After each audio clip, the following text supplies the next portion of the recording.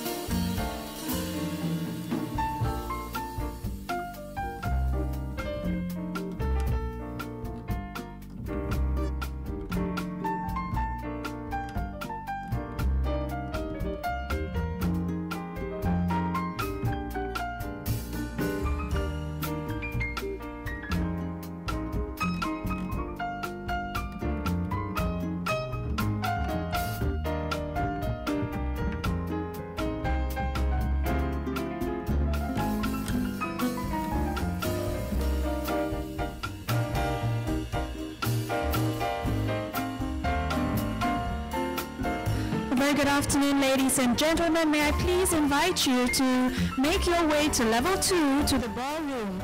To begin to take your seats, you may bring your food and drinks up, and we will start our event very shortly. Thank you.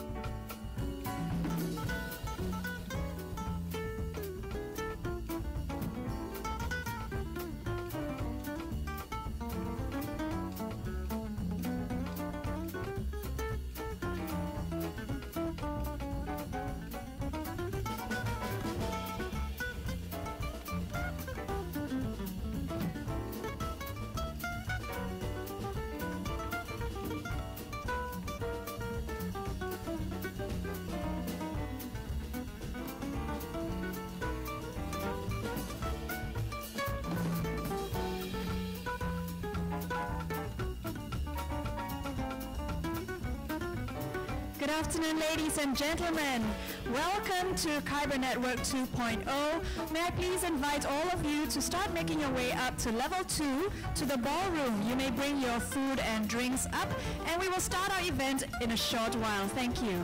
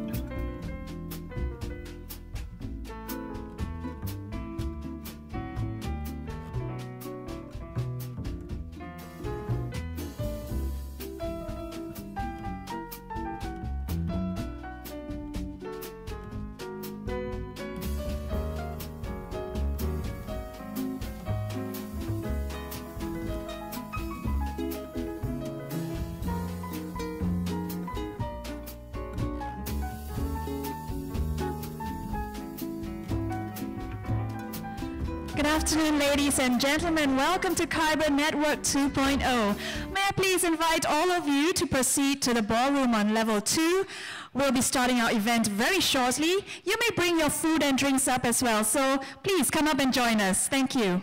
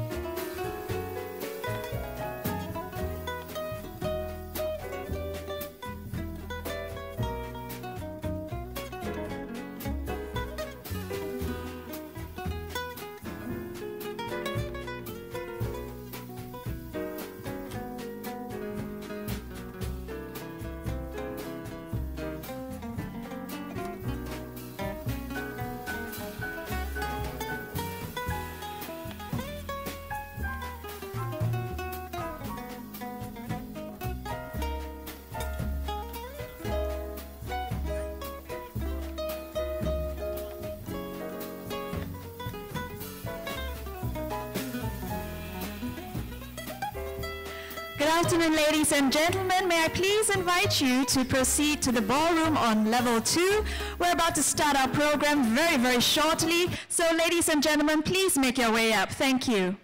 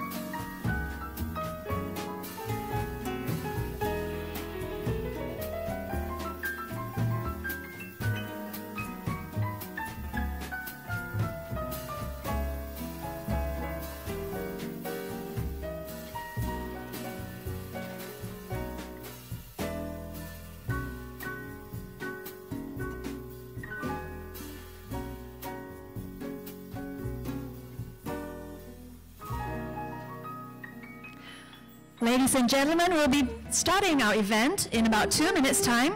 So may I please invite you to take your seats. Feel free to bring your food and drinks to your seat. See you in a while.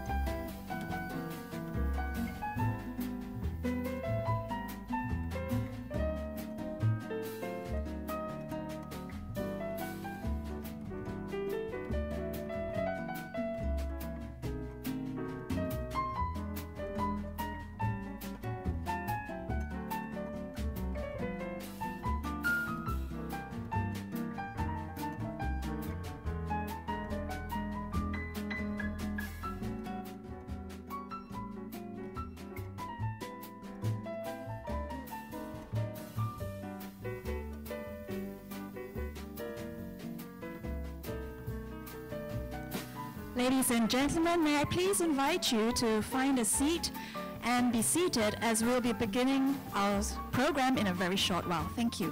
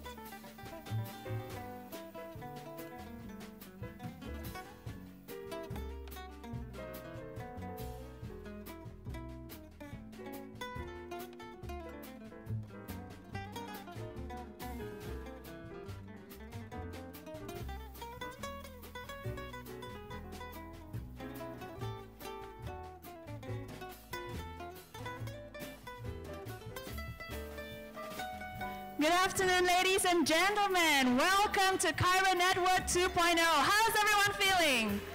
Woo! Wow, I love the energy in this place. May I please invite you to take a seat?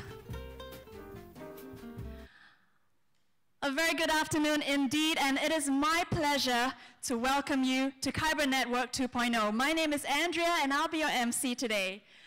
We're really so humbled to have such an awesome turnout, so thank you very much for gracing our event, especially those of you who have traveled halfway across the world just to be here with us. Today we have a very special presentation by Loy, world-renowned speakers, and many exciting announcements lined up for you. Kyber Network 2.0 is a celebration of our milestones and, more importantly, to show our new vision for the future of the decentralized world. We'd like to share how all of us can collaborate and create this world together.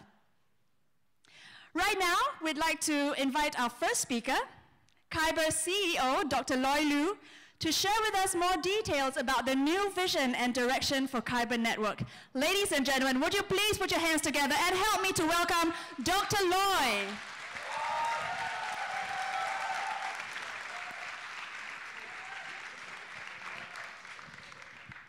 Good afternoon, everyone. Welcome to Kyber Network 2.0.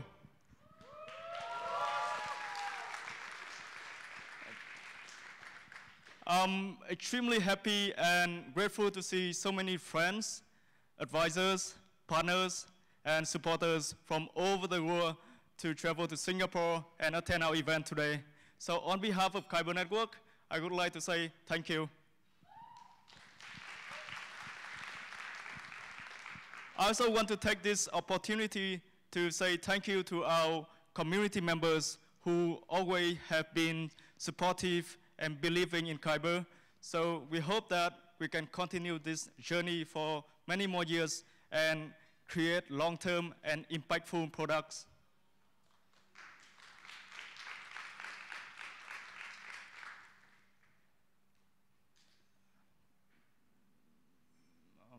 I think it's not working, the clicker.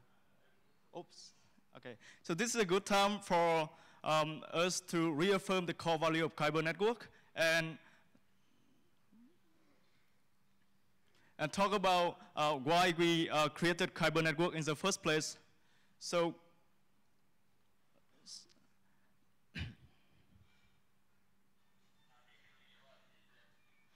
Kyber Network has always been about making decentralized application accessible, convenient, and secure for mainstream users.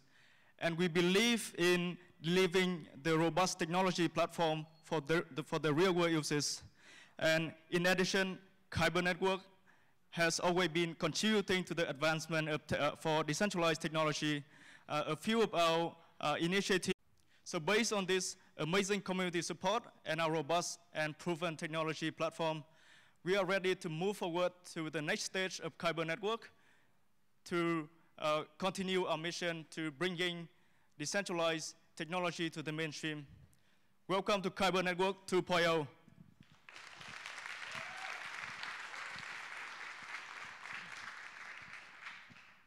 So Kyber Network 2.0 will serve as a global decentralized liquidity network to power the ecosystem. So there are three major components in Kyber Network 2.0. The first one is Kyber Swap. This is the retail product that many of you may have used. And the reason why we call Kyber Swap is that we are positioning to focus on empowering the mainstream users to allow them easily buy and sell tokens through decentralized technology. So we realize that decentralized technology at the moment are still very hard for the mainstream users. And at Kyber Swap, we have been improving our UI, UX, not for the needs of the professional traders, but to bring the benefits of decentralization to the mainstream users. And since our launch, we have been listening to the feedback from the users in different community channels. And we hear you. We have been working hard on improving the UI, UX of Kyber Swap. And later on this month, we are going to release the new version of Kyber Swap, which is going to be much more easy for the users, even the non-technical ones, to use. So you can buy and sell your token on Kyber Swap after a few clicks. So the goal of Kyber Swap is to introduce the benefits of decentralization to as many mainstream users as possible. And we start from allowing them to easily buy and sell the tokens. The second component of Kyber Network 2.0, and also the most exciting one that we want to share with you, is the Kyber Liquidity. This is the engine to facilitate the entire ecosystem. So we are amazed by the amount of innovation happening in this ecosystem. Every month, we are seeing thousands of projects being created, thousands of tokens introduced, and people are building hundreds of new dApps with dozens of protocols. And we realize that why we are as excited as we are, we still have a deep concern about the fragmentation of the ecosystem created as a side effect of this innovation. The problem here is universally, and if we cannot solve this liquidity or acceptability problem, then there's no unified ecosystem. There are only isolated token ecosystem. So let me give you a few concrete examples of this ecosystem acceptability problem. Most of the vendors, they will accept only major tokens, not the others. So if you hold some tokens that are not the major token, then the tokens is not useful to you at all because you cannot spend or use it at the merchants, at the vendors outside. And similarly, different dApps, they require different native tokens in their platform. And if you don't own their own token, then it is bad for both the dApp and for you. So for you, the token that you own is not really useful at all, right? Because you cannot get the access to the dApp and use the service that the dApp provide. And for the dApp, they cannot get more uses from the mainstream users that do not hold or own their own token. So this introduces an urgent need for the value recognition and acceptance across different dApps and token ecosystem. So we realize that the Ethereum community has done an amazing job in creating the ERC20 token to solve the technical operability problem. And with Kyber Liquidity, we are solving the ecosystem acceptability problem. And the way we do it is to work with everyone in this ecosystem. So we can work with decentralized exchanges, we can work with dApp, wallets, investor, payments, token teams. And we realize that there are so many good teams out there, and they create amazing products. And they all need liquidity and more value to be flown throughout their ecosystem. And the value of the ecosystem is not about how much asset inside that ecosystem. It's more about how much value being flown through between the ecosystem players. So by helping everyone in this ecosystem, Kyber is improving the health of the ecosystem itself. So this is how we work together with everyone. So for the wallets, we can allow them to implement the instant token swap to the end users. For the vendors, we can allow them to accept different tokens without them even knowing about it. For different dApps, like decentralized fund, decentralized portfolio management platform, we can provide the liquidity for them and provide the settlement layer on-chain for them.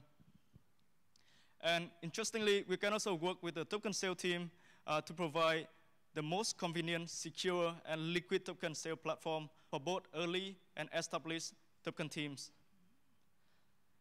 And we have got a strong ecosystem traction in the last few months. We have been working with the most popular wallets in the world, including MyEther wallet, ARM token. We are going to open the reserve protocol so that people can set up their reserve on Kyber even without Kyber approval. And what that means is that you can offer your own Kyber swap service on your website and serve your user directly. So the goal of Kyber Reserve is to connect the liquidity from different sources to drive the value circulation throughout the ecosystem. So this summarizes Kyber Network 2.0 and its major components. And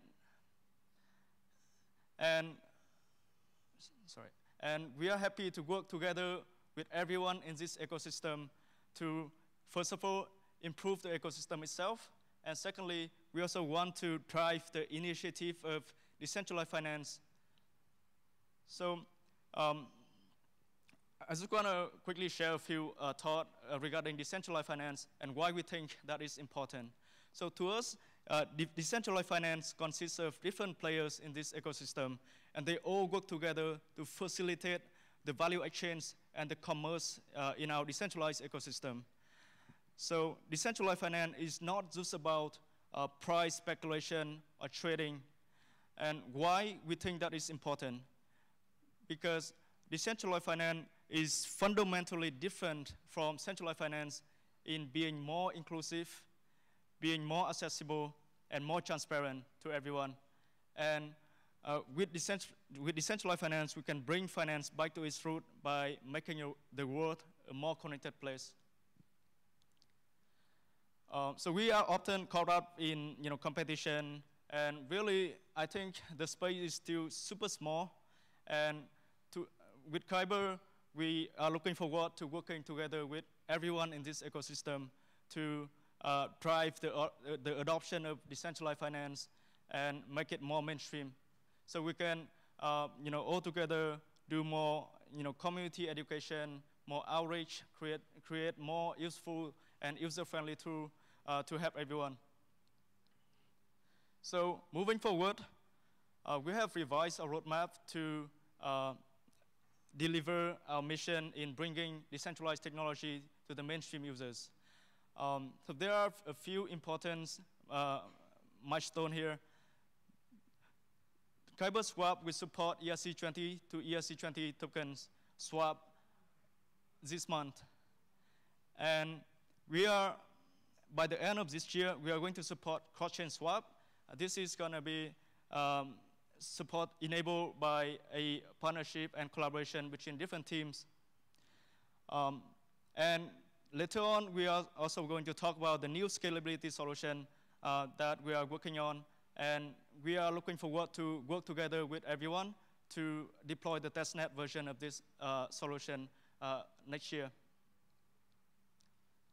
And we are aware that we haven't done our best job in communicating with different communities and to the world as well. Part of the reason is that we have been really focusing on developing our platform and delivering our product according to our roadmap. So moving forward on a continuous basis, we are committed to provide clear vision that we can drive the initiative together. Our full APIs and documentation will be released hopefully by the end of this month. And please test and integrate it. You can also set up and contribute your reserve and to increase the token diversity on Kyber Network. You can give us feedback wherever you meet us. We love it. And spread the word about Kyber Network to anyone in this ecosystem. And we are happy to work together with anyone. And we are happy to drive the adoption of decentralized technology altogether. So in my last slide, I hope that with Kyber Network 2.0, we can deliver a truly decentralized future. Thank you for listening. Thank you very much, Dr. Loy, for the insightful presentation about the decentralized liquidity network and how we can enable seamless liquidity and value exchange. Now, although we have a fabric, for the network to achieve its maximum potential, we need the support of strong ecosystem partners. Kyber's head of business, T.M. Lee, will now walk us through a brief demo of the 3 elements of Kyber Network: Kyber Swap, Kyber Liquidity, and Kyber Go. Tien will also share more details on how blockchain projects can work together with Kyber Network. Ladies and gentlemen, a round of applause for Tien, please.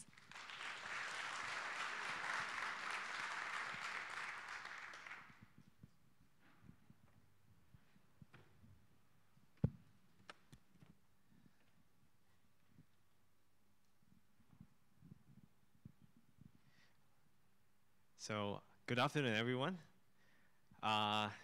So I'm Tien from Kyber, and it is my great pleasure to be here to be sharing with you about what our company has attained so far, and also several other exciting announcements that we have. And most of all, I'd like to thank everyone who are here present for spending your time with us today. So when we started out last year, we had the benefits of garnering strong support from the ecosystem and community. We were once one of the largest community. We had one of the largest community groups in the world when we were conducting our token sale, and because of that, we make it a point to prioritize the ecosystem and community in whatever new products that we're going to release. And because we were once the beneficiary of the ecosystem, we are obligated to give back, right?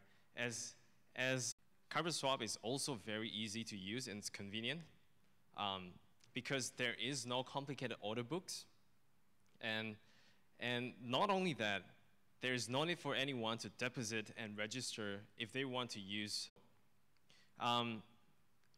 As you might have seen earlier, a lot of you have commented that the user interface, even though good looking, could be made better because a lot of the necessary informations in the previous layout was still a bit challenging to be found. So in this new layout, like we want to emphasize that we have heard your comments, and so we introduce several other components that you might find useful when it comes to execution of a trade. So for example, if you browse Kyber Swap now, on the left side of the column, it allows you to search for the tokens that you want to acquire. Within the search tab, you could also type several keywords, and it will suggest tokens that you might want to consider buying. And then we also support prices to be displayed in US dollars because it is the rate that most of us are familiar with. And last but not least, we made it a point to allow users to control and adjust the rates easily. And we display all the transactions fees so that users know what they're getting into before they even made the conversion. The other thing that we received quite constantly from the community is that there isn't enough support for the charts, right? Because without charts, it's difficult for people to monitor and stay up to date with the tokens that they are monitoring. So again, we heard you. We took the feedback from the community, and then we simplify it further so that today, if you go to our new website, which we'll be doing later in June, if you go to the website, you will be able to see very simple price charts, and we consolidated the price charts, made it simple so that we could display the price trends in the most unintimidating way possible. So all these features you can expect from Kyber Swap later in June. And I wish to reinstate that Kyber Swap is not just for trading of tokens. It is a means for people to look out for project tokens that they wish to support. And because of what we have attained with our liquidity engine, we felt that we are in a very good position to take advantage of this conversion service and offer it to the greater part of the ecosystem, which is why we created Kyber Liquidity, with the aim of connecting all participants in a decentralized ecosystem together. So when we created Kyber Liquidity, there were 4 main entities that we were considering. So of course, the first entity that we considered was for the wallets. Now with Kyber Liquidity, the wallets could plug into Kyber Network and offer token swap service directly within their platform for their users. That aside, we are also powering the conversion services on MyEther wallet, so that anyone who browse MyEther wallet today could make a token swap for ERC20 tokens easily at minimal risk. So just to round up the wallet providers component, with Kyber Network, we help these wallet providers unlock the stored value within the wallets, so that the value could be made more liquid. So the other group that could be, that might find our services or Kyber Liquidity useful is a group of vendors or project teams that receive payments in the form of tokens. So with Kyber Liquidity, these vendors the vendors could receive payments in a wide range of tokens and cryptocurrencies. Just as an example, because today there are a lot of platforms that issue their own tokens. And these platforms only recognize the tokens that they issue as a form of payment. So by integrating Kyber Network, we expand the user base of these vendors, because now they can accept currencies beyond just the ones that they have issued. So Gifto, Wax, and Request Networks are just examples of platforms that will be integrated with Kyber Liquidity.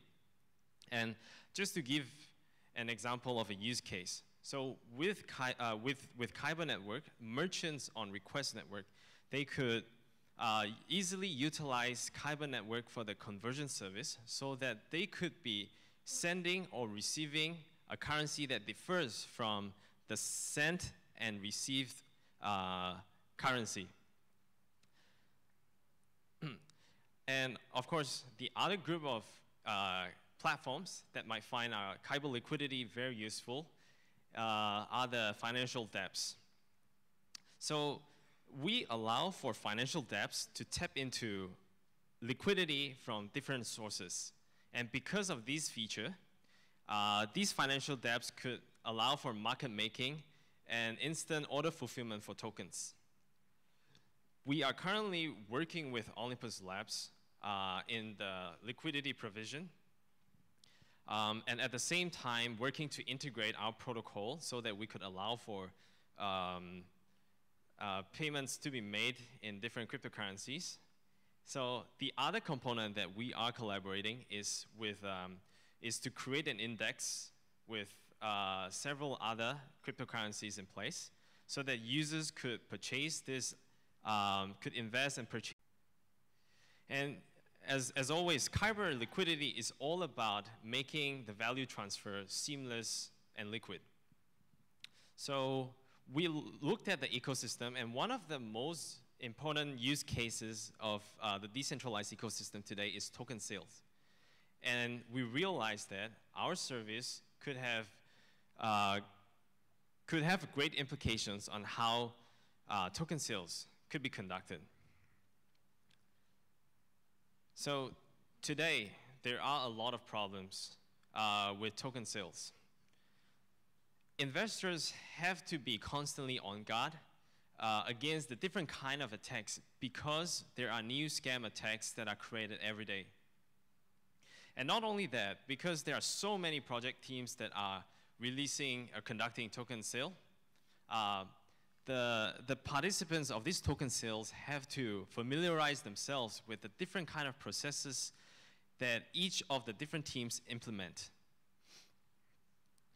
The distribution of tokens is also a complicated process, and because of that, this process is susceptible to errors and frauds.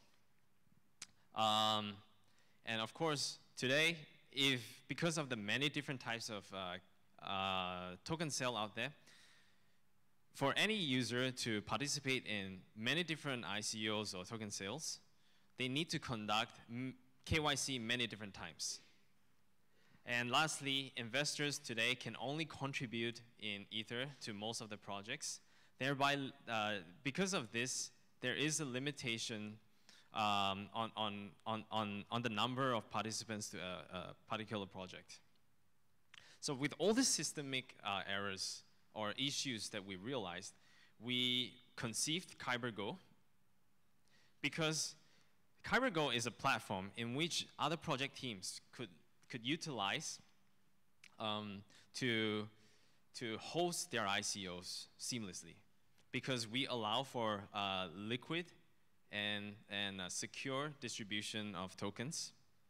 And there are several advantages for any project teams to host their ICOs on our platform. KyberGo is operated by a robust and tested technology, which is powered by Kyber. And not only that, we also streamline the UI UX so that people, they don't have to relearn the different kind of processes when they were trying to do the same token sale, but with different projects. And of course, and because everything is conducted on chain, right? This is a completely decentralized contribution. And as a result, the token distribution is guaranteed. Users get their tokens the instant they contribute. So at the same time, the project teams, they no longer have to be as burdened with these particular components. They can instead focus on other aspects, including their core businesses. And what's more, because of our expertise in token swap, users can now, through KyberGo, contribute to an ICO project in ERC20 tokens. So it is a great pleasure to announce to you that Trust Wallet, sharing with you more about Trust Wallet token sale. So be sure to stay tuned until the end. And the last aspect of Kyber is Kyber Reserve, in which this is a component in which the liquidity is contributed by a pool of reserves to power the community. So just as a refresher, Reserve plays an important role, an extremely important role in our network. Without reserves, we are not able to allow for seamless and instant transactions. And truthfully today, the ecosystem is very fragmented. The way things are today, it is very difficult for any user to convert their token from one form to the other. And we ought to make it better. So we designed Kyber Reserve and incentivize people to contribute liquidity to the network. And in so doing, our objective is to lubricate the provision of liquidity in order to unlock the trap value within the siloed and segmented ecosystem. So these are actually some of the most commonly asked questions about Kyber Reserve, right? How to be Kyber Reserve managers? How much KNC does an entity needs in order to become a reserve? Does the reserve manager in mind need to possess technological background in order to participate in the network? What is the lockup period of the tokens in a reserve? And many others. So it is my pleasure here today to share with you that all these informations will be revealed in July. So we will have a greater clarity of the long-term vision for reserve. All of these common questions that were posted earlier and the ones that are posted on the social media and communication outlets will be addressed. All the API documentation and the necessary information on becoming a reserve will be made accessible. And there will be a form on our website that allows interested parties to sign up for, so that you'll be the first one to learn about the onboarding of reserve. And at the moment, we have over 5 reserves pending to be integrated onto Kyber. So just to give you a sense of where we are now, we are currently in Q2. So by the end of Q2, we will be able to support token-to-token conversion. And then Kyber Go will be unveiled. And then there will be a new scalable solutions that we will announce shortly. So in Q3 later, the reserve portal will be made available, and all the necessary information will be made accessible to all users.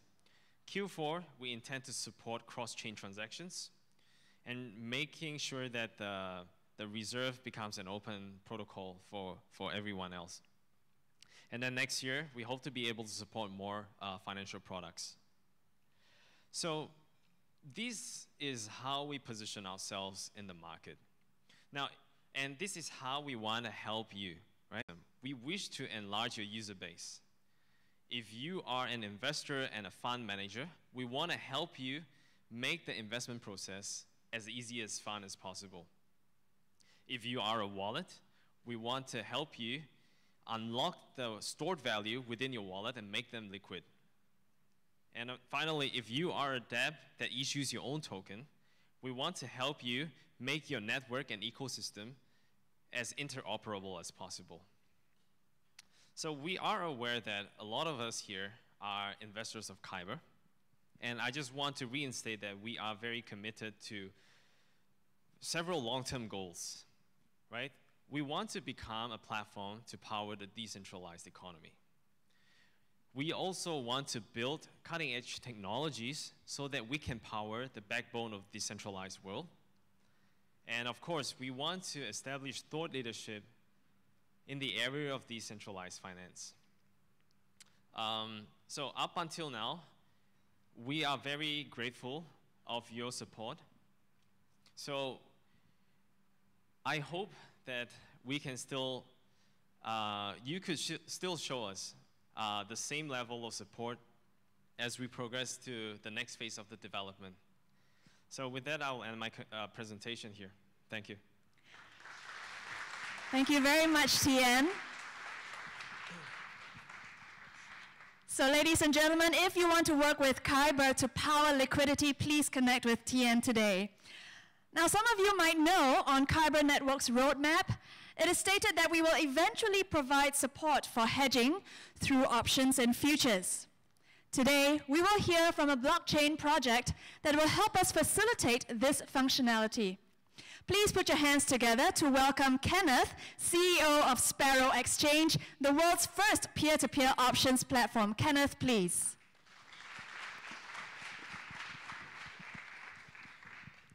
Good afternoon, everybody. Thank you, Kyber, for inviting us. My name is Kenneth Yeo, and I'm the CEO of Sparrow Exchange. We are the world's first peer-to-peer options platform. We want to give the world the confidence to trade anything. We are a team of professional traders. Me and my co-founder, Adrian, we have been trading derivatives for the past 8 years. We are both SGX license-approved traders. Early last year, when we started trading cryptocurrencies, we realized that there was a huge lack of risk control tools available. Hodling shouldn't be the only way available. It was only then that we realized that with our expertise, we could offer better risk control solutions. We have assembled a team with diverse background from finance, trading, security, tech, and blockchain to achieve our mission. When we were looking for partners, we always focus on the core values. Kyber Network focuses on inclusive and transparent, resonates well with us, empowering our users, and Sparrow being a responsible organization.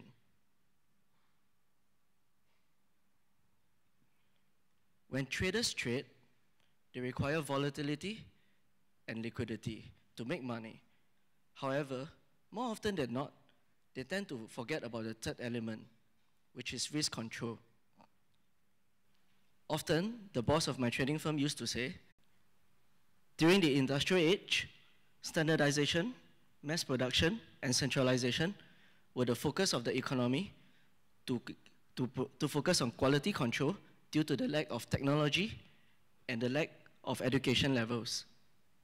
As such, financial products that were created were of similar attributes. They were standardized and they were centralized.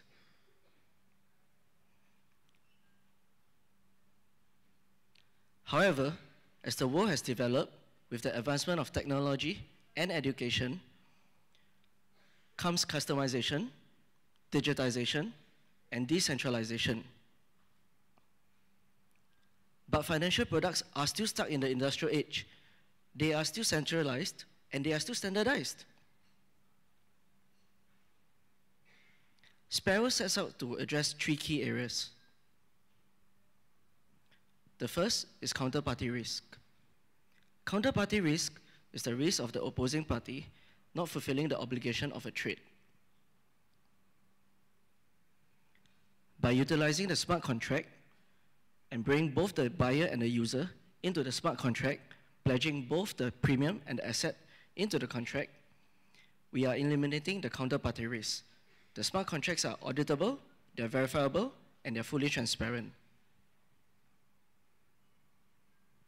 The second key area that we are trying to address is customization. We believe that there is no one-size-fits-all type of risk control tool. We believe that every investor, every trader have different risk appetite, they have different trading philosophies, and they have different time horizons, which is why we believe in customized risk control tools. At Sparrow, we offer customized risk control tools. You are able to select your crypto pair, you're able to select your strike price, you're able to select your expiration dates. It's as simple as that. Lastly, we aim to solve the complexity of financial products. This is a price table of options on Facebook. When I first started trading 8 years ago, I had no idea what this was. I couldn't comprehend. 8 years later, I still hate this. And when we created a focus group to explain to people about the importance of options and the importance of hedging, they could understand the importance of it, but they do not understand how to use such a complicated interface. This was when we realized that options should be simplified. And as we brainstormed deeper and deeper, we realized that more often than not, we are using options in our daily lives.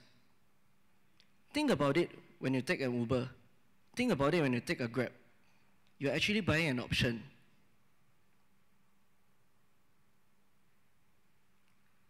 This is Sparrow option. In just 3 simple steps, you're able to buy or sell an option. First, you choose your pair. Second, you select your strike. Next, you select your expiry date, and you just confirm the option. It's as simple as that.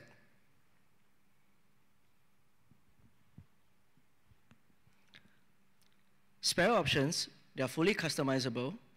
They allow you to control your risk, and there's 0 counterparty risk. And today we are glad to announce that we are offering Sparrow options on Kyber platform as well.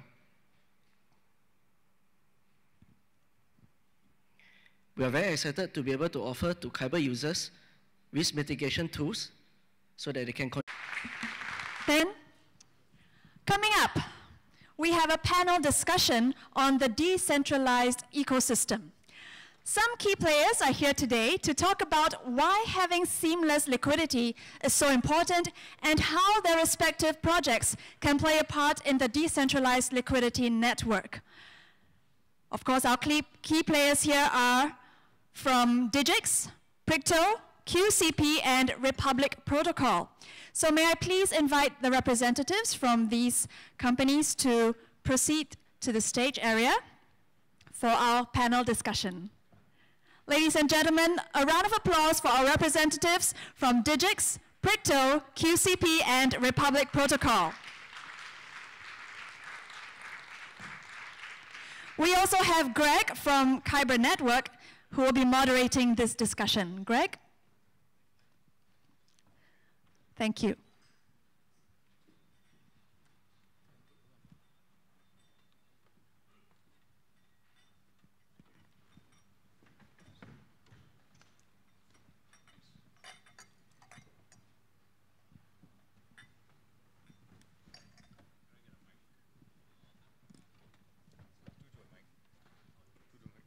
Yes.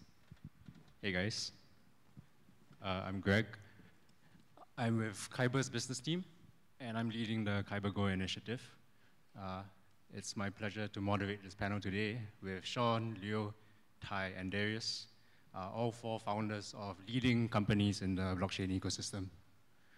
Guys, would you please give us an introduction of yourselves, your companies, and the role you play in a decentralized ecosystem? Yeah, so good afternoon, everyone. Thank you, Kyber, for hosting this amazing place. Yeah, so my name is Sean. I'm a founder at Digix Global, where we tokenize physical gold into DGX, where every token represents 1 gram of the gold that lies here in Singapore. So we've gone live since early April. The exchange that we're listed on currently right now is on Kyber, the Decentralized Liquidity Network, and we have already sold almost close to about $2 million worth of gold in the first 2 months. I think that's quite a decent volume so far. And I would like to thank everyone here who actually bought and hedged off your holdings into a stable coin, which is called DGX. The second role that I play here is that I run Ethereum Singapore Meetup, currently the largest out here in Asia. We have about 6,700 members. That goes for about 7 to 8 events a month. And once in a while, we do have even founders from Ethereum Foundation, like Vitaly himself, that speaks at our keynotes. Yeah, so these are the 2 roles that I play here in this ecosystem that is really growing and very vibrant. Hi everyone, I'm Leo Ortaz, the CEO of Pricto. We are a decentralized market maker and liquidity provider on Kyber as well. I've been involved in the cryptocurrency scene for almost 6 years. It's my pleasure to be here and discuss with you guys. Really, the primary focus of this poll is to transact large volumes of cryptos. So I think there's very excited to be here and a lot of synergy for Kyber as well. Hi guys, my name is Darius. I'm from QCP Capital. We started off as prop traders, and we're basically a full suite crypto trading firm based in Singapore. So we've moved on from prop trading ourselves to having an OTC desk. We also do market making, which is where we work with Kyber as well, and we provide treasury services for projects. Thanks guys. So I actually just want to connect the dots for the audience on how these 4 very separate and very independent firms could all be linked up in a decentralized liquidity network. So we could have Pricto as a large reserve holding Digix Gold tokens, using QCP as a market maker, and Republic Protocol uses the price relays in their dark pool, and then individuals somewhere around the world could end up buying Digix Gold tokens on their exchange. Any objections? No objections. Okay, so continuing on the topic of liquidity, as market makers and projects with your own token, what are the major pain points you see now with projects in getting liquidity for their own token? Maybe I'll start. I think if you take a step back, firstly, a lot of the liquidity on centralized exchanges are not real liquidity. This is a very, very big problem for market makers. And to add to this, you have the problem of a lot of supply of projects, a lot of listings. So there starts to be some kind of polarization between projects that have a lot of liquidity, projects that struggle with liquidity. At the same time, again, coupled by a lot of fake liquidity operations. So, that's one big problem that we have. So it is a problem that actually can be solved with decentralized exchanges, which actually remove a lot of these bad actors. So yeah, it's one of the big problems. Yeah, I think to add to that, I mean, ultimately what creates liquidity is demand, right? So people want to buy and sell. I think there's so many different factors as to why projects don't get liquidity and why some do. I mean, there's many different factors, right? Like even from circulating supply down to, organic traders, or if people want to hold. If people want to hold, then, you have less volume on exchanges. So I think there's many different factors. But ultimately, I think it comes down to like having a very good venue in which many people are onboarded, or KYC, many different users. And also, I guess, engaging both just retail and also algorithmic traders. Yeah, I'll speak from the point of view of a stable coin. So the whole point of a stable coin that exists is that it has to be price resilient. But at the same time, when this is a situation, there is an underlying physical asset that backs this stable coin that's actually causing an impediment of liquidity coming to the network, because you just can't freely mint or issue tokens that represent these values. So I think one of the bigger problems at the start for most stable coins is the adoption problem. To convince people that hedging is a very real. Even the need to market make or to onboard their liquidity to the market, I think they should get in touch with professional market makers, and specifically on the decentralized ecosystem, the listing process is relatively easier than what it is on centralized exchanges. So it makes sense to work with professional players, but to also get your token listed there and to onboard the liquidity to. Thanks, Leo. Sorry, back to Leo, because you're actually a very rare guest in Singapore. So I want to ask you, like the vision of Pricto from the start was to be a liquidity provider for decentralized exchanges. Right? Did you already see liquidity as being a key constraint in this ecosystem? Yeah, so our vision starts with the thought of decentralized ecosystem as the next big thing. We're not looking to rebuild the banking system with a centralized finance. So we thought that decentralized trading and decentralized exchanges are the next big thing. We then realized that there will be a lot of room for liquidity players that will kind of bootstrap the whole system. Now, this is one issue. The second issue was there's a lot of need essentially for technology and friction with on-chain. So it's a tech challenge and a security challenge. And this is kind of what makes us tick. So we decided to start with that straight away. So the short answer is yes, then there's a lot of room to grow there as well. I think Lloyd touched earlier on decentralized finance. And I wanted to ask you guys, what is decentralized finance to you? And what improvements do you see this makes on centralized finance? Yeah, so for my project in Digix, we are trying to democratize the access to physical gold. We do recognize that, especially in this region of the world, gold is quite a valuable commodity in terms of cultural, in terms of asset holdings and stuff. So it's quite a big region here. So the whole idea of Digix is that we try to provide this, this whole idea that you could actually own digital gold in your wallets, be it on your mobile, on your machines. That's probably the main thing that we're trying to drive at. Maybe to add to Sean's idea of democratization from a markets and exchange perspective, it's about the flattening of the landscape for traders on exchanges. You have in centralized exchanges, and generally speaking, you have powerful players and you have less powerful players, right? So I think the idea of decentralization helps to even out the playing field, to reduce the impact of price manipulation or avenues that they can do such things. So I think that's a very key part of a decentralized economy. Yeah, so I think that, I think the lines are kind of blurred between what decentralized finance and centralized finance is. Ultimately, I think right now, people think that there's this, I think it's a false dichotomy, right? There's just funds in your wallet, and you're only using it to make trades. It means that you're constantly liquid, and you're making atomic swaps all the time. So all sides are liquid at all times. Hi, so Republic Protocol is a dark pool project. I think this is a project that the finance crowd understands a bit more compared to the usual blockchain projects. So I know you've had talks and you work closely with major banks. What's the kind of responses you get when you talk about like the decentralized dark pool or decentralized finance? Well, I think in our case in particular, being a dark pool, I mean, it's very important. So what a dark pool is it's an exchange where essentially the order book is hidden. So it's really good for moving large amounts of crypto assets or any other assets through with minimal market impact. So, I mean, when we talk to these, I guess, traditional guys, I mean, because they are not from this, I guess, more decentralized world, or they really just, it's just directly comparable to the centralized solution, right? So for example, I mean, it's the same questions. It's like, what makes this exchange better than a centralized exchange? And ultimately, I think one of the biggest points that they really like is that the rules are fair.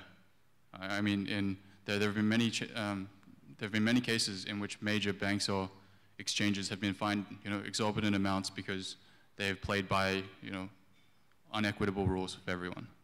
So I think this is the main thing. It's more of a public perception for them. Yeah, being more fair. Cool, thanks. So yeah, I guess drawing the parallels to the mainstream is going to be a big way in how we bring the mainstream into the decentralized ecosystem. I guess one of the points in a decentralized ecosystem is that none of the functions we've spoken about here is exclusive to any one firm. There's no way to get a monopoly, right? Does this affect your mental model on how you run your businesses? Sorry, I'm trying to get around that question again. So it's how do each of us feel that we are not competing with anyone? Is it? Or what do you mean by that? Not just not competing, but anyone with the capability can join in the decentralized ecosystem and directly compete with you if they have the technical expertise to.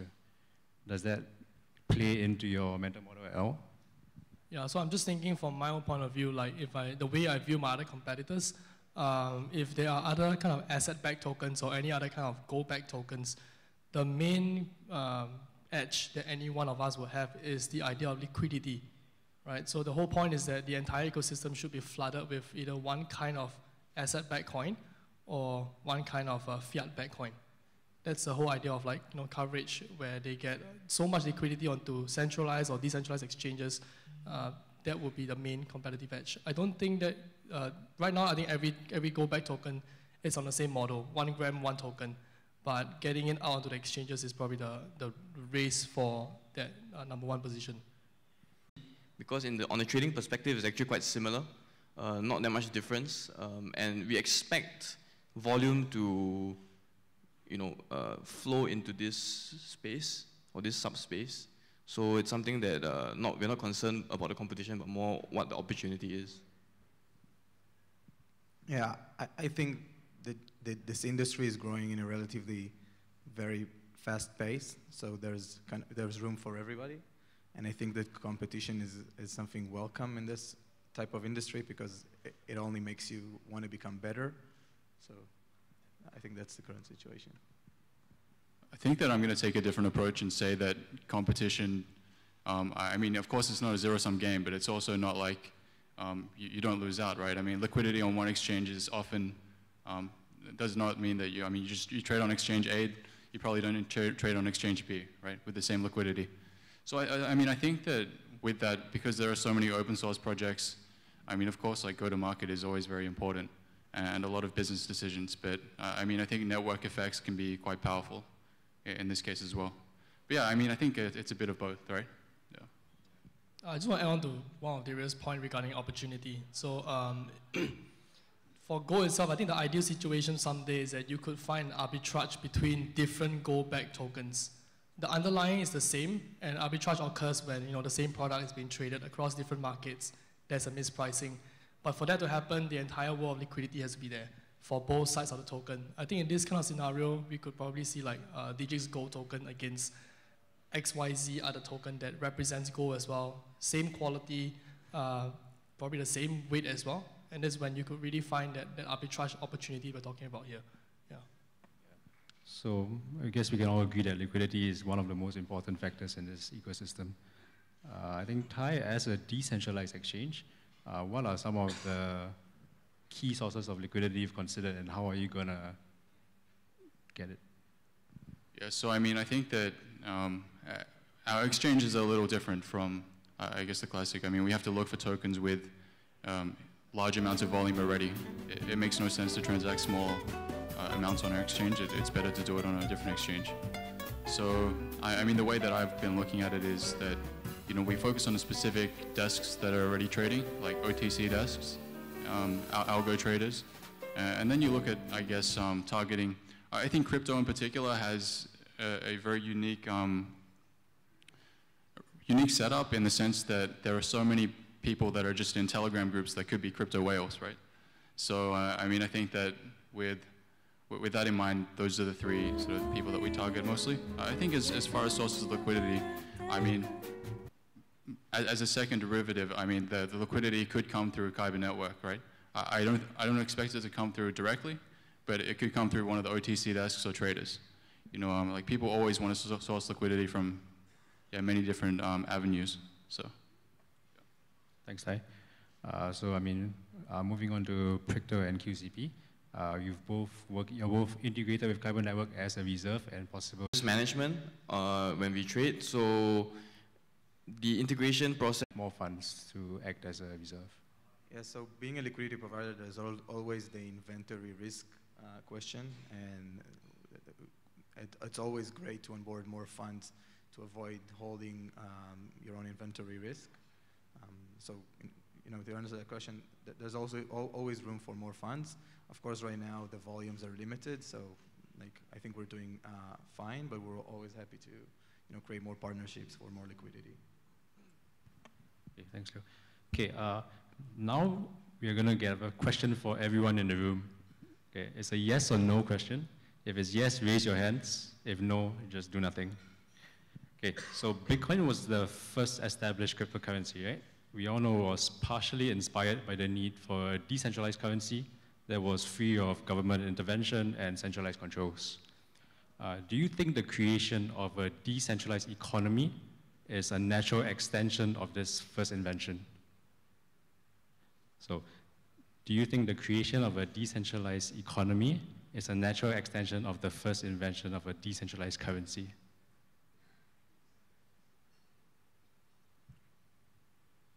Okay. The question I want to ask is, we kind of have the chance to create something new that's never been done before with a decentralized economy. I think it'd be quite a waste if all we did was recreate the old world. What is something you really want to see or would not want to see in a decentralized economy? So in my example, we hope someday that we can see physical gold being not just stored here in Singapore, but in various jurisdictions around the whole world. So if anyone who wants to sort of exit the crypto world, they can claim the physical bar in Germany, in Switzerland, in Canada, in Australia, in Singapore. It could be anywhere. Currently, right now, the solution that we have is that we provide everything here in Singapore. Jurisdiction here is very friendly. Security here is top world class. But eventually, we want to mirror this infrastructure to make it more decentralized in the sense that it could be everywhere. This, to me, is the distributed economy for gold ownership. Yeah, because currently, right now, a lot of the world gold holdings are all held by either central banks or held by countries that have it for their own national reserves. So it could be someday that everyone could own this. It could be a nice thing to own a bar at home or something. Yeah. Yeah, I definitely want to keep seeing transparency in the ecosystem. I think a lot of teams has been sharing. Like we've been working with some of the best teams in the industry, and it's great to always see transparency in the discussions. I think it's something that we should definitely hold for the future. We're also, I think, very excited about like cross-chain opportunities. So this is definitely something that we want to see in a decentralized ecosystem. And I think what we don't want to see is centralization built all over again. I think that I would like to see regulation or more regulatory frameworks being built. Like right now, everything is so unclear. The onboarding passage from fiat into crypto is just, it's very shaky, right? And proper infrastructure like people when they first get into crypto, they go through a centralized exchange like either Gemini or Coinbase. that's where how people start to buy crypto. I think one thing that was not really addressed so far is about the idea of education around how to use decentralized liquidity networks. A lot of people are tapping onto centralized ones because they are the custodian of the coins, they keep everything there, they assume that it's safe. Until when something really implodes, then we will really see the true value of having it being decentralized. A lot of my new incoming friends who actually bought crypto, they don't really own their own key stores, neither do they own their own hardware wallets. I think that is something that once, if the outset is that when you go to a decentralized liquidity network to buy your first crypto, I think that's how we can get to that, that first stage, or rather the opening door of that distributed economy. So I think we definitely, at Kyber, we definitely agree that education is one of the keys to getting mainstream adoption of decentralized technology. I think we're going to open questions to the floor. If anyone has any questions, raise your hands and we'll give you a mic.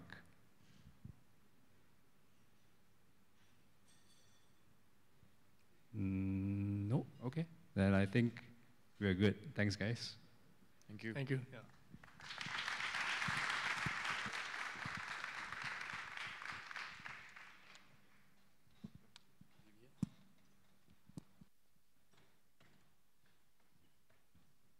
Say this one.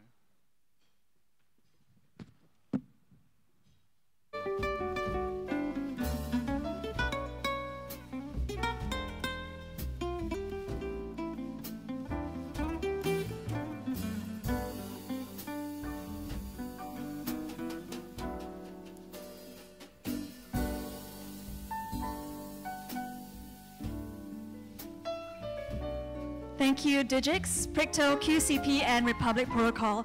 Well, I hope we all have a better idea on how we can participate in powering in the decentralized economy.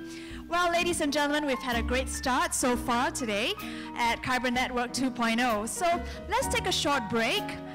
Please make your way downstairs to level 1 for some light refreshments and visit the different blockchain project booths. You may also head to the Kyber photo booth where you can take some fun photos, and the washroom is also located at level 1. Have a good break. We will see you in a short while. Thank you.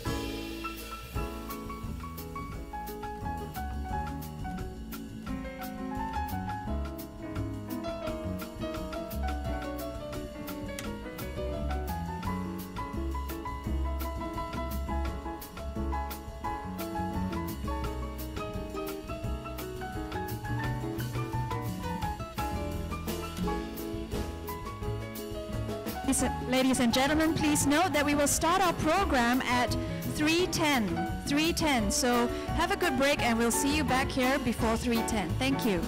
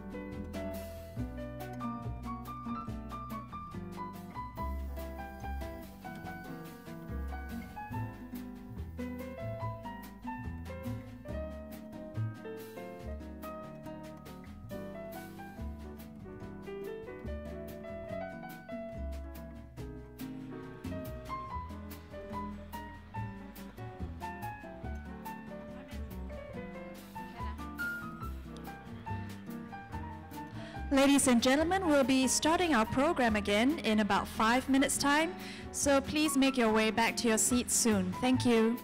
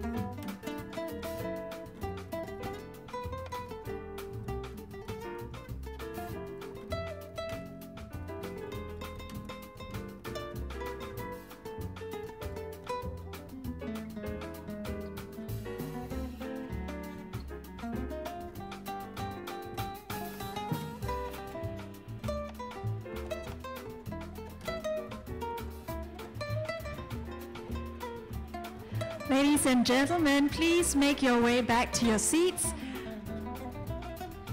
Kyber Network 2.0 is about to resume. Please make your way back to your seats.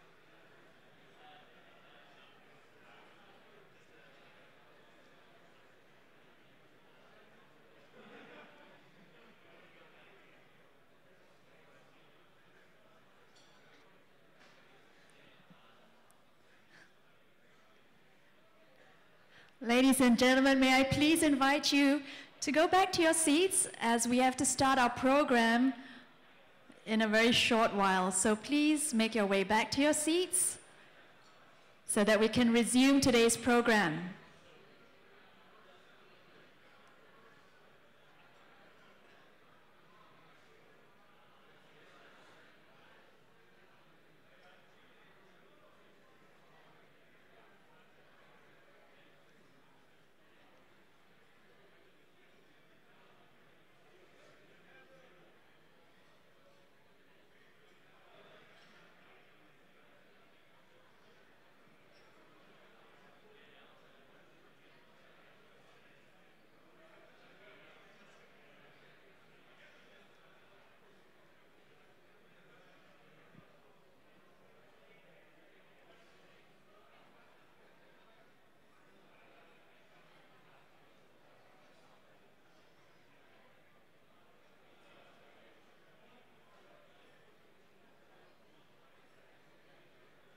Thank you, ladies and gentlemen, for making your way back to your seats. Feel free to bring your food and drinks to your...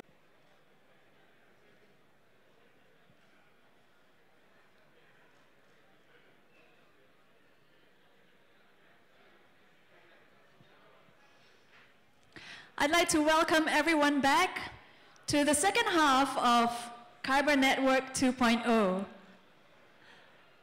Ladies and gentlemen, let's come back so that we can resume today's program. I hope everyone's ready, because right now I would like to invite the CEO of Trace2, Chai-Kit, who will be sharing on Decentralized KYC. Ladies and gentlemen, please put your hands together and help me welcome Chai-Kit. Thank you. Thank you. Hello everyone, my name is Chai-Kit from Trace2.io. Now I can tell that a lot of people are not very interested in KYC, which is why there's lots of people at the back still talking. So as you make your way into the ballroom, then maybe hopefully I can invoke some level of interest in KYC, because that was actually mentioned earlier on in Loy's session a little bit, as well as in TN's session about KYC. So I'm just going to give a very, very quick 10 minutes introduction about what we do at Trace2. Blockchain, KYC, artificial intelligence, and compliance. These are very, very crucial element of our project, Trace2.io. And I would like to start with this statement here, which is AML and KYC problem is not a new problem. It has been around for a long time, and it remains as one of the biggest problems globally. Anyone can disagree with that? Or before I start, maybe a bit of interaction. Is there any compliance officer in the room? Apart from Kyber Network's compliance officer, Aaron somewhere else around here. Any compliance officer in the room who knows about AML, anti-money laundering, KYC, know your customers, CTF? That's one. Is that? Okay. From DGX, right? Yeah, okay, sorry. So anyway, this is one of the biggest problems globally, and as far as compliance is concerned, it is a very expensive problem as well. Now, give you a bit of a sense how large this problem is. United Nations actually estimated about $1 to $2 trillion annually that is being laundered throughout the whole world, which is about 3 to 5% of global GDP. Bank of England estimated that there's about $320 billion that's been spent by global banks and financial institutions cumulatively since the global financial crisis started. So that's there or there about the entire crypto market capitalization, right? And Let's Talk Payment estimated that by the year 2020, there's about $120 billion worth of opportunities in the space of regulatory technology, or in short, RegTech, or in areas whereby more value-adding services can be provided to the whole world. And that's why we're in. that space. So it's not just a bank's problem. For anyone who thinks that AML KYC is only for the banks, then the Financial Action Task Force standards on anti-money laundering and counter-terrorism financing, whether it's in the real world or in the virtual world. So fintech, financial technology companies, crypto companies, particularly the ones with exchanges in questions or wallets, potentially offering more services that mimics a financial services sector that is already being starting to be in scope for AML KYC matters. Then the other two categories, I'll just brief them through. DNFBP really stands for Designated Non-Financial Businesses and Professions, which will include your accountants, your lawyers, your corporate secretaries, real estate agents, and the likes. And NPOs referring to charities and non-profit organizations. So it's not the bank's problem, it's everybody's problem. Now, I have been a compliance officer and an auditor for a very long time. I kind of come to a realization, one thing. Regulation versus happiness. Now, I made up this graph, obviously, so I'm not sure whether anyone can disagree or agree with it, which is basically saying that as regulatory requirements goes up, which is the red line, and it will be like that going forward throughout the whole world, efficiency and happiness comes down. Correct? No one is happy with more regulation. Maybe except me, because I potentially can sell more things. But apart from the projects themselves, or the companies themselves, or the exchanges, or the regulators themselves, they're not going to be very happy because they have more work to do. So that's where the inversely related graph is trying to illustrate. Now, what we're trying to do here is to basically build an inclusive and decentralized KYC solution for the cryptocurrency market participants. We're trying to use smart contracts as well as artificial intelligence technology to revolutionize how KYC processes is being performed, bridging the real world with the virtual world, identities as well as processes. Now, you may have heard of Synopsys. Basically, I also run Synopsys Solutions. We are probably the largest KYC RegTech companies in APAC, with about more than 200 crypto clients as globally as clients who've used our service before. And besides the blockchain clients, we have about another 400 odd real world clients, which will be your financial services companies as well as your non-financial services company using our software. So we want to service the underserved, the fintech, the blockchain, the cryptocurrency, ICO startups to basically promote regulatory inclusion. Now, you've heard of financial inclusions, you know, trying to bank the unbanked. We want to promote regulatory inclusion to basically, and I think one of the speaker earlier on, Tai, mentioned about, you know, the clarity of regulatory requirements and the likes. So by promoting regulatory inclusion, we basically want to make sure that we are able to offer to the crypto ecosystem like a future-proofing tool to basically allow them to be complying with the regulatory requirements ahead of the regulatory requirement actually becomes a reality, because it will be a reality very, very soon. So we want to promote regulatory inclusion by making AML KYC compliance a breeze. Now, there's going to be 4 key questions that Trace2 seeks to answer or seeks to achieve. So I'll briefly go through them very, very quickly. The first thing is, who are you? So when you talk about KYC AML, you always need to deal with identity management, you know, the ID document of the person and the proof that I'm Chaikit and I really am Chaikit, right? So who you are is the first step to dealing or solving the KYC problem. Now, the second thing that is being done in the real world is also around screening, to make sure that you don't deal with the bad people, or to make sure that you don't deal with terrorists. No one wants to deal with terrorists here, right?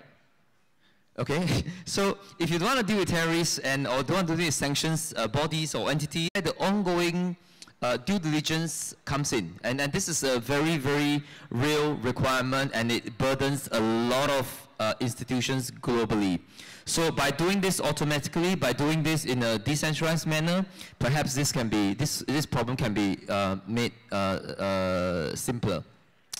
Now then the last part is around what did you do? Because if you open an account, if you know who you are, so what? It doesn't mean anything. But the key thing here is that if you have started to transact with exchanges, whether it's centralized or decentralized, or starts to use lots of wallets, and then this is where your trails of transaction occurs. And that's what we meant by what did you do, which is transaction monitoring. So what we want to do here in this area is around to be able to utilize artificial intelligence, machine learning, clustering techniques to be able to identify transactions that are potentially unusual, large patterns, are all suspicious, to help exchanges like Kyber Network or decentralized exchanges or wallets to be able to better manage their regulatory and anti-money laundering risk or KYC risk in general. So I'm not going to go into too much detail about how this all works, but we're going to utilize obvious ways. I'll skip to the next slide first because I think that'll be easier to see.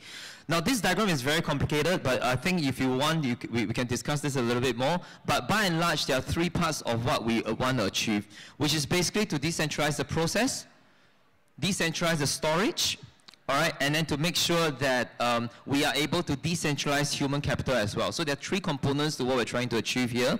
And there's a bit of a description about how centralized KYC works, and there's a description about how we want to work in the future, which is basically to use a combinations of smart contracts as well as to be able to make sure that there is a certain group of people called the community verifiers who will be able to have some key pieces that can actually have provide access to those critical PII informations when they are being called upon or they are being requested for by the regulators or for regulatory purposes.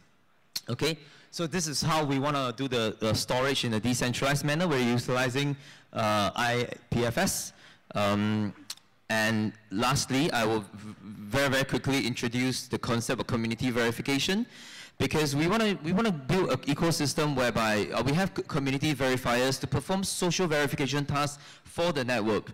And because we work with a lot of professional services companies around the region, which is like your lawyers, your accountants, your corporate services providers, so that can be a good source of human professional capital resources that we can potentially tap into to basically bring them into the crypto ecosystem to help do some kind of a verification of profiles, right, over time. And we want to bring in gamifications of KYC to engage the community, to basically turn the KYC, imparting of KYC AML knowledge into a game so that people will enjoy playing those games and they can also earn tokens over time. All right, I think that's it. I've sort of overrun by 1 minute. If there's no questions, then I think I will see you guys around here, or otherwise check out our websites. Then thank you very much for your attention. Thank you, Chai-Kit. Thank you. Well, ladies and gentlemen, next up we have the first project to be hosted on the Kyber Go platform, Trust Wallet. So right now I'd like to invite the team from Trust Wallet to come on stage to give us a brief introduction of themselves and to tell us why they chose to came to ICO stage around like 2 years ago and got lots of users. So I want to talk about Trust Wallet, and this is basically a simple wallet. Let's actually talk about something else. So I want to actually point out that there's lots of projects that are working on protocols and never ship any products, even though they talked about it. So like us as a product want to make sure just building something useful to the user so they can actually use as regular users, not nerds. So if no one's seen the Trust Wallet, it's basically ERC20 token wallet and also collectible. So anyone who has CryptoKitties, they would be able to use it on their phones, which is really convenient when you have them. And as you can see, collectibles being growing in attention. There is one that's been sold for $140,000. So as you can imagine, wallet is going to become a window to the blockchain, and all the things you can do will be done with a browser. And that's how we currently can use Ethereum by itself, all the dApps that are out there. And usually you would use MetaMask, and our goal was to focus on mobile and provide the same experience for the users. And that's when we built a browser, which allows you to go to any decentralized exchange, CryptoKitties, or any dApp that's out there on the blockchain that's optimized for mobile. And that was one of the features that were requested by the users and being used pretty actively for anyone to be part of the community, right? So if we think about reputation, we need to make sure we have some method at stake where you can stake your tokens in order to actually prove that you have some reputation. At the same time, you can create reputable circles of trust between different people as family, friends, that will allow you to have some reputation. And there's lots of use cases that we think really would be valuable to the users. And at the same time, we want to make sure that we support the community of the dApp developers, which will allow us to grant any dApp developer who wants to build apps for iOS or Android. And also, we're really excited to be part of the Kyber Go because we always use the bleeding edge technology, and Kyber Go is the only one solution out there in the market. It's secure and seamless experience for the users because it doesn't require you to go through many steps, and it's like instant for all the users. At the same time, as a product, you don't want to focus time on focusing on your token sale. Instead, you want to focus on your product and let other projects to solve the problem for you. And that's Trust Platform. Thanks so much, guys. Thank you, Trust Wallet. Now, I'm sure many of us here and our Kyber community watching the event back home are excited about their KGO. We're all familiar with how popular token sales and games like CryptoKitties have clogged up the Ethereum network. It is evident that scalability remains a pressing problem that has to be overcome. Moreover, with hundreds of different existing tokens and blockchains, and more being created daily, there is also a need to connect these isolated ecosystems. I'd like to invite Loy back on stage again to share how he and his team intend to tackle the problems of scalability and interoperability in the decentralized world. Ladies and gentlemen, please put your hands together and help me to welcome again Loy.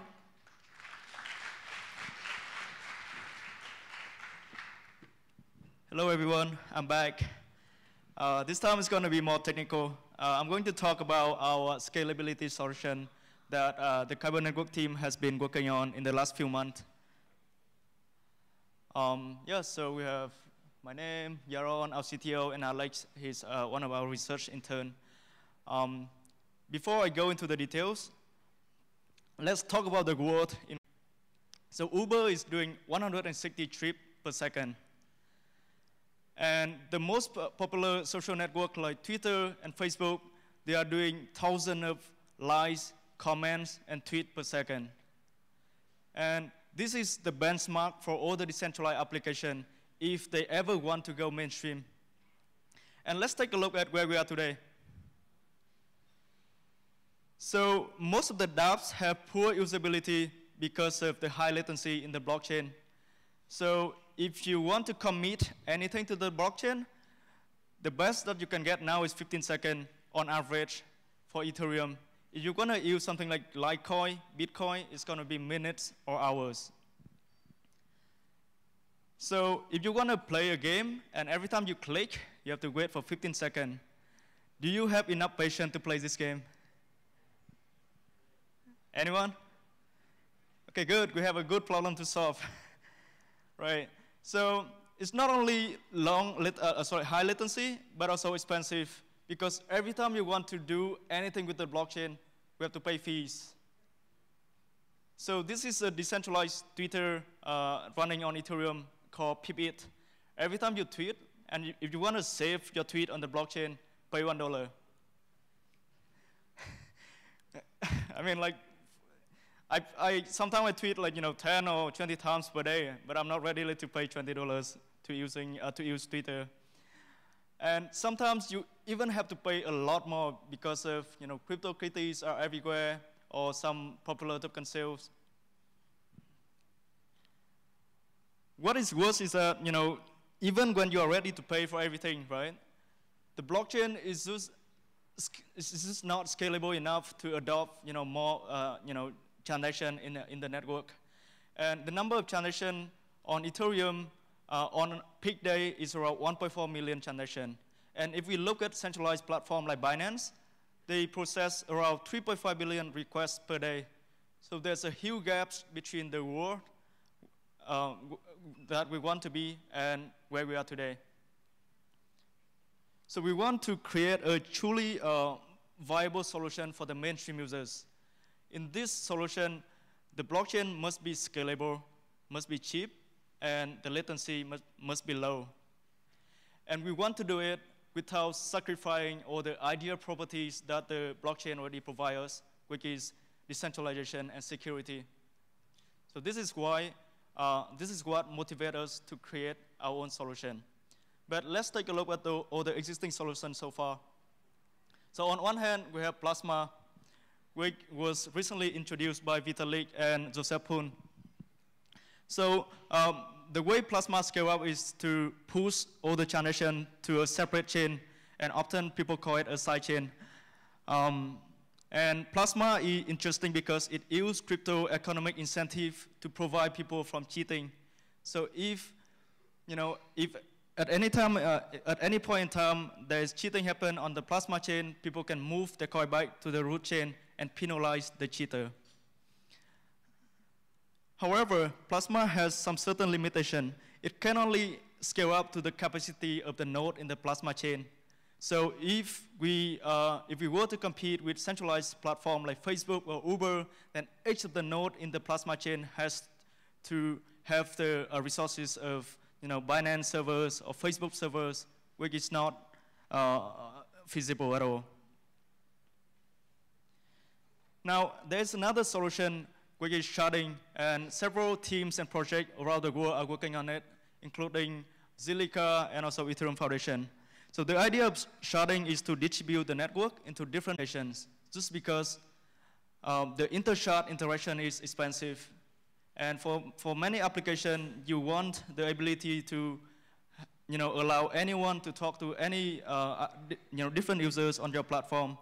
So it's going to be expensive, and the efficiency is going to be canceled out. And for public blockchain that implement sharding, there's still the concern about high latencies. So we are happy to introduce our solution. The name is Gomos. And in case you are curious about Gomos, just go to Google and search for Yoda's master. You want to do it now? Anyway, so the idea of Gomos is to combine both Plasma and sharding together. And based on our observation, we see that we can achieve the sweet spot between both Plasma and sharding. And there exists a class of applications that can work better with these two technology. Yeah, so this is Gomos. It's not moving. So this is the basic architecture of Gomos.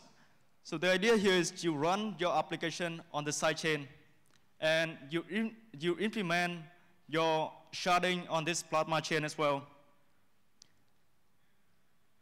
So the reason why we said that, so Gomos works best for only a class of application is because, for this application, you need to be able to shard them into separate components, and there are not so many interaction between these components.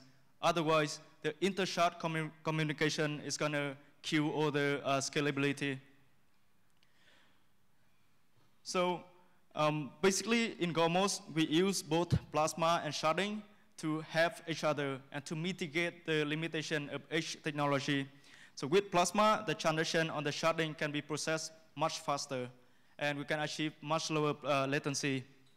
And with sharding, we can achieve linear scalability, because if we want to scale up more, we can just add more nodes to the network. So this is a basic comparison between Gomos and other solution. So we can combine the scalability of both Plasma and sharding, and we can have the low latency that we got from Plasma. But like any other scaling solution, there is always some trade-off. So Gomos is application specific, so that means it doesn't work for all the applications. But there are a large number of applications that can benefit from Gomos. So let me just give you a few examples. So this is the Gomos-based exchange. So what we can do is we can separate the exchange into different shards, and each of the shards will represent and control one specific trading pairs. So if you have Ether KNC, if you have Ether OMG, then the two pairs can sit in two different shards. And the users, they can send on-chain transaction to make their orders. And the shard validators, what they do is they will maintain the order book for the pairs within that shard, and they will do all the matching and the settlement within the shard itself. So this is the architecture for the GOMOS-based exchange. So what is interesting here is that we have different shards. Each of them represent and control one specific trading pair, and we can even have a separate shard that support trading. Dive deeper into the massive number of transactions. Ladies and gentlemen, it is my pleasure to welcome the founder of Ethereum, Vitalik Buterin, on stage. Ladies and gentlemen, a big round of applause. Okay, hello everyone. Okay, okay. Who here has heard of sharding before? Who here is human? Okay, wow, more people answered the first question than the second. That's interesting. So yeah, today I'll be basically making a presentation that's kind of similar to the one that I gave at EdCon, where I talked about what it's like to be a Casper FFG validator. Sorry in advance that the slides are half in Chinese. It's because I did this exact same thing in Beijing last week. But anyway, so the point of this is to look at what Casper and sharding is from the point of view of someone who is participating as a validator inside of a Casper and sharded Ethereum network. So let's suppose you just went to an exchange, you sold all your Tron, and you bought up 32 ETH, and you want to use that 32 ETH to become a validator and just participate in the proof of stake system. What do? So step one, deposit, right? So basically you deposit your 32 Ether, and you do that by sending a deposit transaction that includes, first of all, the 32 Ether, which is the size of a validator slot. Number two, public key. And notice I'm totally not specifying anything about signature algorithms here. Just try to think about this very generically for the moment. And number three, your withdrawal address. So the withdrawal address is where the money will go, plus rewards minus penalties when you're done staking it.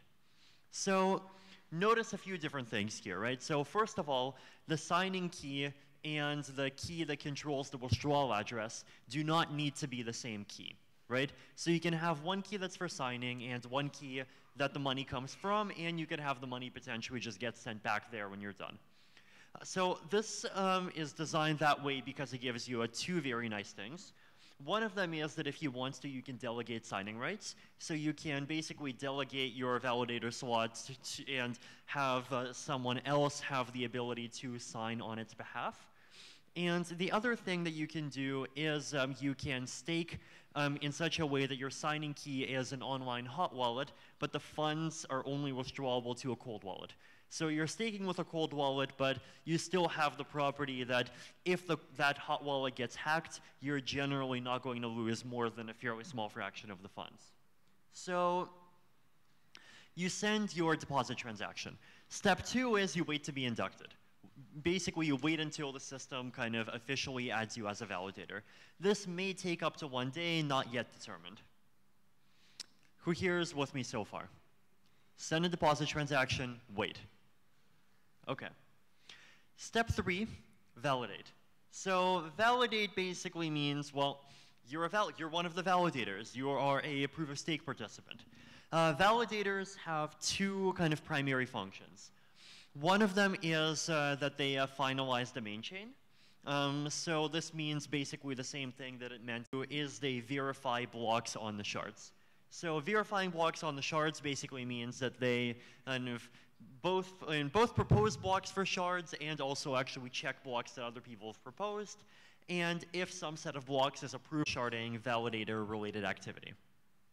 So the distribution of responsibilities is kind of like this, right? So the main chain handles random number generation, which determines kind of proof-of-stake blocks, who gets to create main chain blocks, who gets to create shard blocks. The random number seeds are used to randomly sample committees of validators that needs to validate blocks on any particular shard. The main chain keeps track of all of the validators, keeps track of all of the validator slots, and it also keeps track of shards in the sense of keeping track of how many shards there are, when shards get added, when shards, when portions of shard chains get kind of confirmed into the main chain. So the main chain is this sort of manager shard that everyone has to kind of participate in and validate. The shard chains do the actual work that make the blockchain useful. So the shard chains process transactions and they store account and contract state, right? So validator assignment, right? So every epoch, where an epoch is expected to take maybe 1 hour, every validator is assigned to some newly selected random shard. During that epoch, the validator verifies and helps to confirm blocks that are on that shard. So you as a validator, you have some validator slot, and the system basically every epoch chooses for you. You go to shard 75 now, you go to shard 28 now, you go to shard 123 now. And when you're assigned to some shard, you are given the ability and the responsibility to participate in the block verification process that's happening on that particular shard. So the entire global set of validators is responsible for maintaining the beacon chain. Maintaining the shard chain is done by this pool of shard validators that gets very frequently reshuffled for each shard. Now, you might ask, well, what actually connects the two together, right? So, first of all, every shard block has to have a pointer to the main chain block that is in the same period as that shard block, and that is kind of the source of the randomness that determines which validator is allowed to create it. So that basically also at the same time creates a link where the shard chain can read the main chain. Now, how can the main chain read the shard chains? Well, this is done with crosslinks. So a crosslink consists of a set of about 100 signatures, could be more, number not exactly decided, some significant number of signatures. These signatures are from the validators that were assigned to a shard at some particular time. And this set of signatures basically can be included into the main chain, and they confirm a block in that shard into the main chain. So basically, the main chain maintains a database for each shard.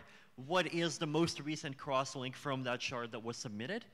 And the way that that list changes is basically that this randomly selected subset of validators, what we call a committee, can submit a new crosslink, and that new crosslink basically has to specify in the shard chain can generally happen more quickly.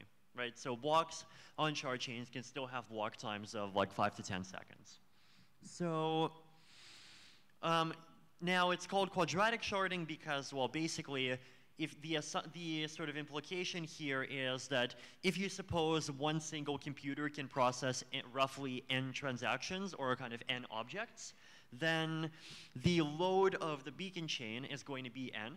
And the load of the beacon chain basically consists of, the largest portion of it is crosslink transactions, right? So the number of crosslinks that it can include, and so the number of shards that the system can manage is proportional to the load that we're willing to put onto a beacon chain node. Now, so that decides the number of shards. Now, on each shard, every individual block on each shard itself has a load of, or a validation load that's proportional to a node's computing power. And so the total capacity of a chain is proportional to the capacity of a node squared. Now, there are ways to do super quadratic sharding. There are potentially ways to do exponential sharding. We are not doing this at present, in part to just maintain simplicity, and in part because once you go super quadratic, there are kind of other bottlenecks that I'm not talking about here that we haven't really managed to make super linear, like validator size, like fraud proof related denial of service attacks and so forth, that start to become much more tricky. And like basically we do care about kind of preserving the integrity of the base layer, and it be basically at this point it's that sort of stuff still feels too risky. Maybe when like fully working Starks for everything are working, it would be more appropriate to consider super quadratic sharding. We'll see. So crosslinks. So block proposal, right? So in addition to the process that assigns validators to shards for an hour at a time, there is a separate process which also assigns validators to shards for periods of 4 months at a time. And the purpose of this is that validators get randomly assigned to shards so that they can propose blocks. So why do you want to do this? Well, basically, the goal here is that we want proposing blocks on shards to be a process which just takes up a fairly, for efficiency reasons is done by a smaller set of nodes that actually have to store the state of the shard. And we want to have some set of nodes that has some at least kind of partial guarantee of storing the shard's entire state. And like it is theoretically possible to go without this, but it does have like some fairly significant consequences to things like efficiency and particularly censorship resistance. So block proposers only have the ability to propose blocks, but block proposers do not have the ability to make crosslinks or perform the other kind of intermediate signatures that are involved in verifying blocks. So this is the full list of validator responsibilities. Number 1, validate as in like verify the main chain, verify the beacon chain. Number 2, every validator slot is validating 2 shards. Right? One of those shards is for block proposal, and one of those shards is for a block confirmation, and particularly making crosslinks that basically confirm the some amount of progress on the shard into the main chain. Propose blocks on shards. Right? Propose blocks on the main chain, and confirm shard blocks and make crosslinks. So these are the things that you do as a node in a sharded network. Right? Now, if this was, if we were to make this list for a regular network, there would basically be 2 items, right? One of those items is to validate the main chain, and another item is to propose blocks on the main chain. So the protocol does, the more ETH you have, if you want all of that ETH to be staking and earning staking rewards, the more validator slots you will be assigned to, and so the more things you will be assigned to validate at any one time, which means you will need more computing power. So this is one kind of pro-decentralization pressure, because it basically means that nodes that have smaller amounts of ether needs to only verify very small amounts of data. But if we're talking about like some big pool that's I don't know, like run by some big company that's validating with like 2 million ether, well, it's probably going to need to be validating the entire chain pretty much always.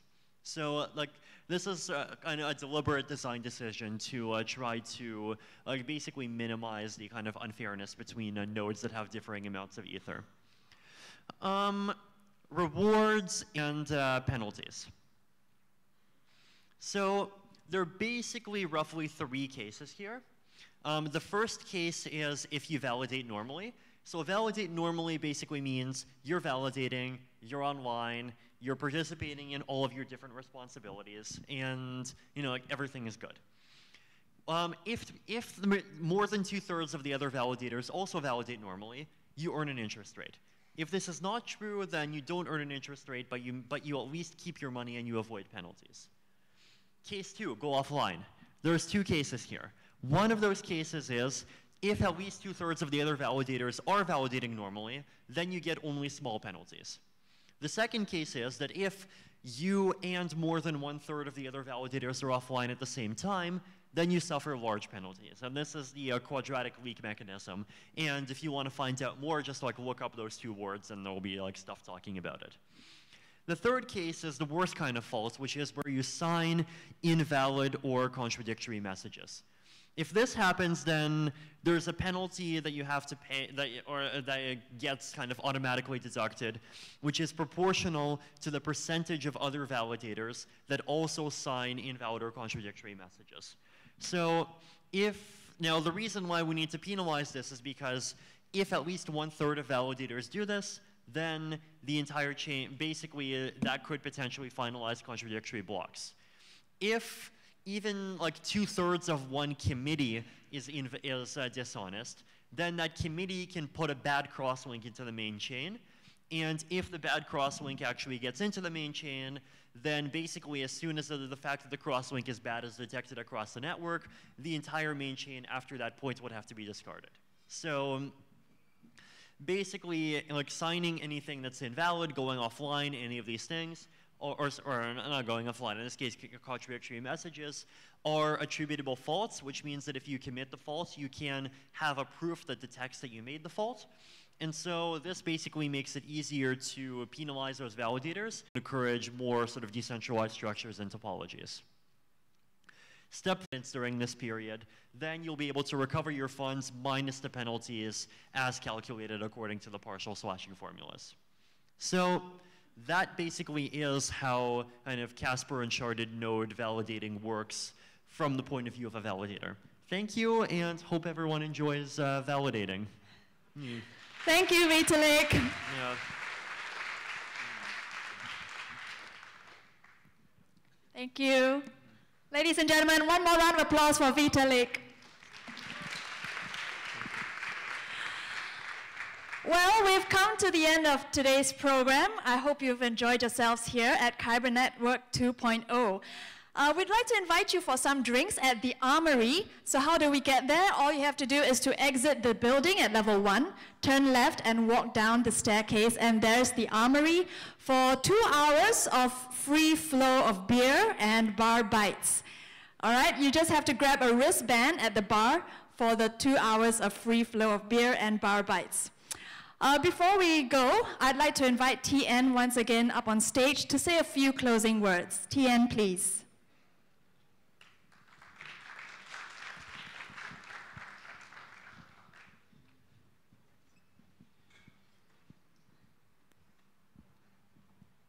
Yeah, hi everyone. I'll just keep this short so that we could go for the networking and booze later. So really want to thank everyone to spare your time and to be with us here today. So there are two things that is the two reasons why we're putting up an event like this. So the first one is we are aware that a lot of us here are Kyber Network token holders. So we gather a lot of us here just to inform all our investors, our progresses, how far we are at in terms of the development roadmap, so that you have a better understanding of where we stand at the moment. We also spent a lot of time thinking about the positioning that we should be adopting. So today, what you see today is a result of the hard work of the last few weeks. The other thing that we want to enforce is the fact that of the importance of ecosystem, especially in the blockchain sector, because we are young and nascent. There's a lot of collaboration needed in order to drive this sector forward. So we have displayed to you the number of ways in which we can work with you, right? So if you have any more ideas on how Kyber can work with your fellow project, please reach out to us through one of our communication channels, or to me, or to any of our team members. We look forward to hearing from you and all the great ideas that you have. So now it is really important for us as an ecosystem to work together, because it is only when we work together